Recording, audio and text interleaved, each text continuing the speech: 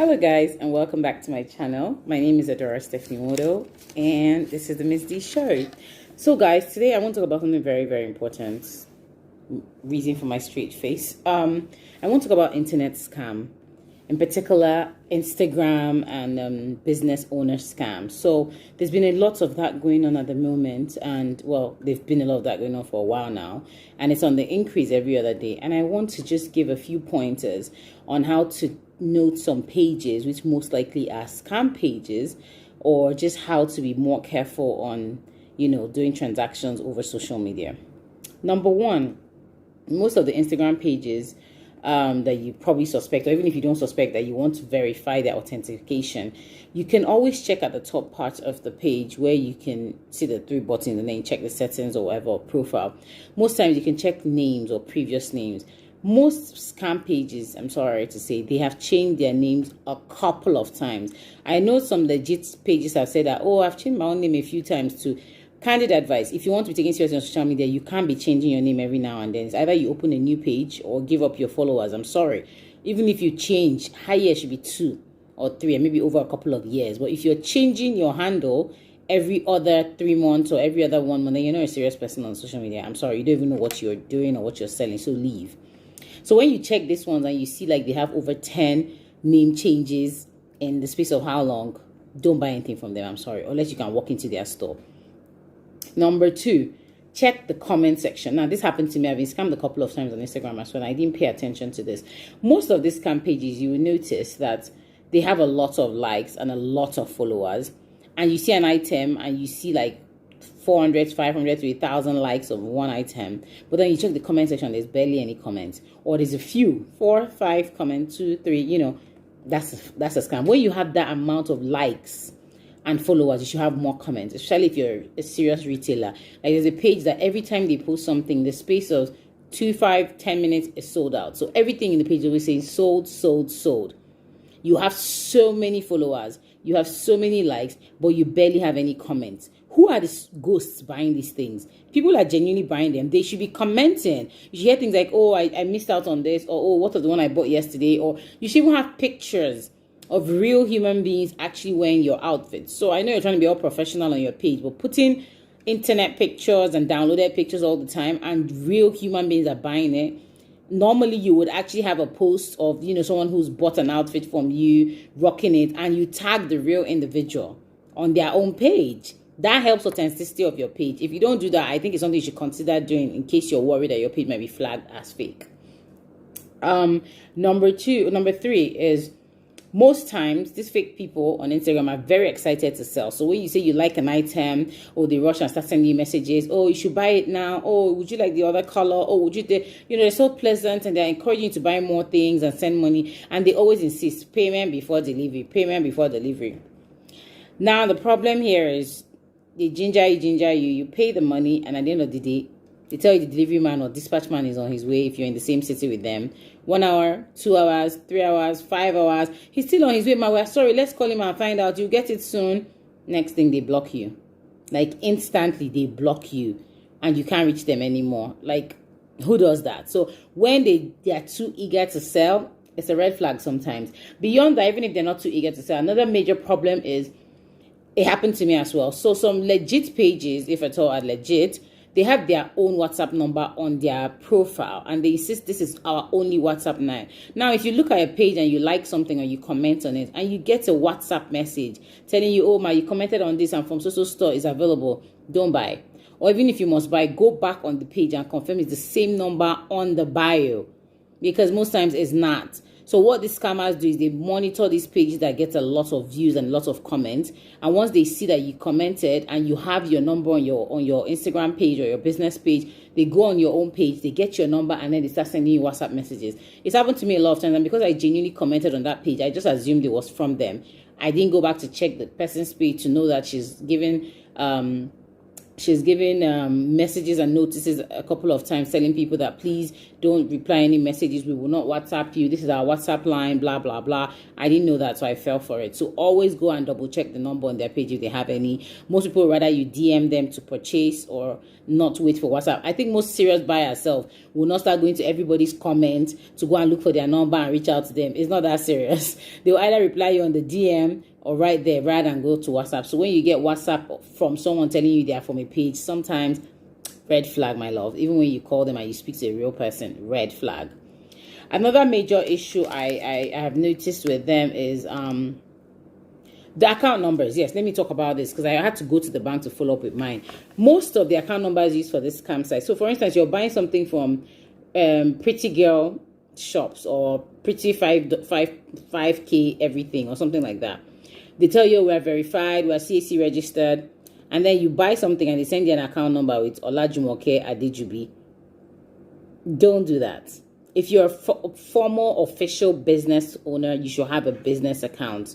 I work for a financial regulatory office, and it's easier to trace your money or block an account or report fraud when it's actually a corporate account or even a personal account that is with a proper, tier 3 registration. Now, you might not know what that is. So what happens is a lot of these accounts go to the bank and register what we call a tier 1 bank account. A tier 1 is actually meant to be for people people in the rural areas, low income earners.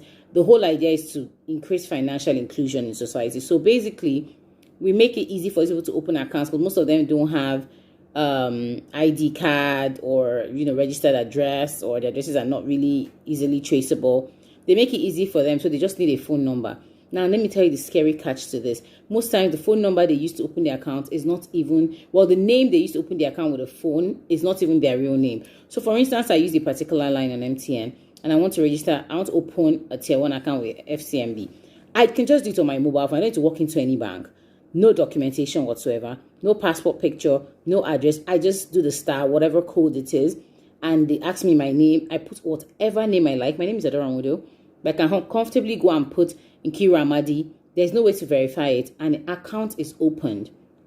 It has a maximum of 50,000 naira in it that you can transact on that account. So they will scam you for 5K, 4K, 10K, 2K, 34, 40. The highest they will do is 49.99. They will never go above that. So it's easy for them to scam people from their 15Ks, 16Ks, 13Ks, and they keep withdrawing as you send, so they don't have that amount like a huge amount at a time. So I went to report, and they told me it was a tier 1 account, and they can't do anything because they don't have any documentation. It's crazy because this is Nigeria. You expect the bank to have that, but the truth is, because they're trying so hard to include a lot of people in the banking sector, they're reducing some of the requirements, and it's causing a lot of issues. Sadly, the people who are defrauding people with these accounts are actually elites. They are not even the low-income village market woman that we wanted to include originally. These are smart people that understand how the banking system works, and that's why they manipulated that system that is not actually meant for them. Now, how do you identify some of these account numbers? Tier 1 accounts mostly look like a mobile phone number. So you see things like a mobile number will be 080 070 081 090. Now, most of the accounts are the same thing with the phone number. The only difference is they remove the first 0. So if you see 80233 something, is most likely a tier 1 account. If you see 90, if you see 70, if you see 8123, most of them are actually mobile numbers. And I know you can test it. Is just dial that same account number on your phone and put a 0 in front of it. If it's a mobile number, it will go through, or it will show you something on Truecaller. That never pay into that account, because even if you report in the bank, they can't do much about it. Your money is gone. They're supposed to be able to place a lien on their account and be able to get money if any money ever goes into there. But this is Nigeria. I reported, I tagged CBN, nothing was done about my money. It was small money, but nothing was done about it. So protect your own self by not paying money into some of those kind of accounts. If it's a proper account, or if it's a company account, which I think any serious business person online should have a company account, it's easy to verify and trace those ones. So please look out for these account numbers that are tier 1 accounts and avoid sending money to those accounts. Another major issue I noticed is when they tell you, a page says, well, I'm this is the funniest one, I'm a strictly online store. Okay, so we live in the same city. For instance, we're both in Lagos or we're both in Abuja, and and your bio says your shop is in Wuse or your address is Wuse. Then I tell you, oh, I really like this. And in my case, I do that a lot. So I say something like, I'm not sure of my sizing because sometimes I have big arms. So sometimes the bigger size goes or a smaller size goes because of my arm. I need to try it out first. Can I come to your store and try it and then I'll pay? Say, no. We're strictly an online store. I'm like, okay, an online store, but I want to try it on. I'm saying, so I mean, like you have an address, you have a house, you have somewhere I can actually come to. Can I just come and try the dress on? And if it's fine, I will pay. No, okay, can you do a payment on delivery? If there's a way someone can deliver it to me, I'll try it on. And if it's great, I'll pay them. No, ma, we're strictly online.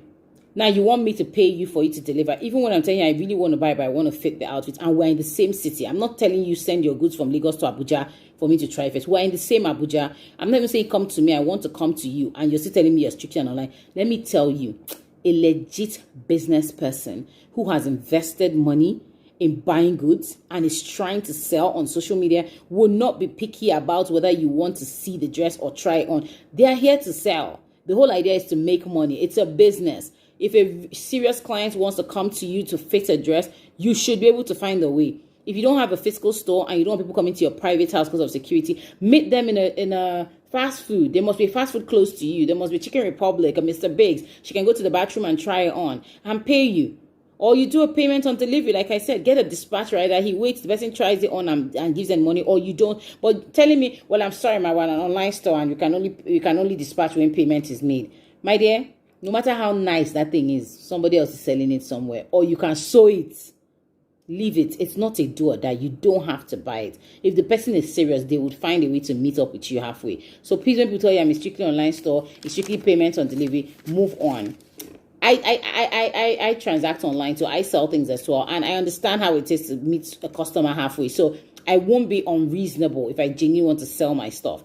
But when people start putting something, I know that yes, most of us vendors don't want to send our goods without payment. But then if people are paranoid, which I don't blame them for because a lot of people have been scammed, you should be able to find a way around to meet them halfway or find a delivery that can do payment on delivery. It's not that hard.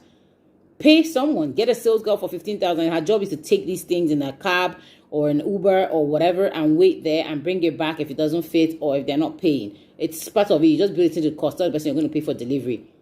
And they pay first and the person comes, or they pay when the person gets there. But for you to say, I can't meet you, sorry, I'm a strictly online store, that's a red flag. Forget whatever you want to buy on that page. It's not worth it.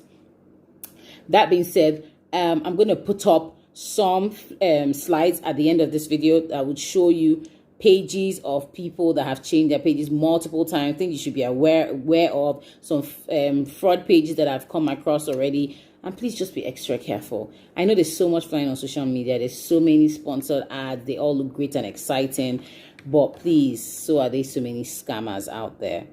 Don't give up your money so easily. If you must test something because it looks good, please use money that you will not cry over. If it's 5,000, gamble 5K and test the person. But when you start buying things, what, 30K, 40K, 100K, and you don't get the goods and your money is gone, or you get crap or trash from what you paid, sadly speaking, the consumer protection is not on point like that at the moment. So you need to protect yourself. So that being said, guys, please look out for some of these things I mentioned. You can comment at the bottom to tell me other things you found out, other ways to identify scam pages on social media. Report as many of them as you can. Post about it when you can so other people can learn and avoid going to the same store. I think we can crack this down at some point. But let us just all be conscious, aware. They say information is key, right? Please be careful, be financially wise, and look out for these scammers. Don't be in a hurry and don't be gullible.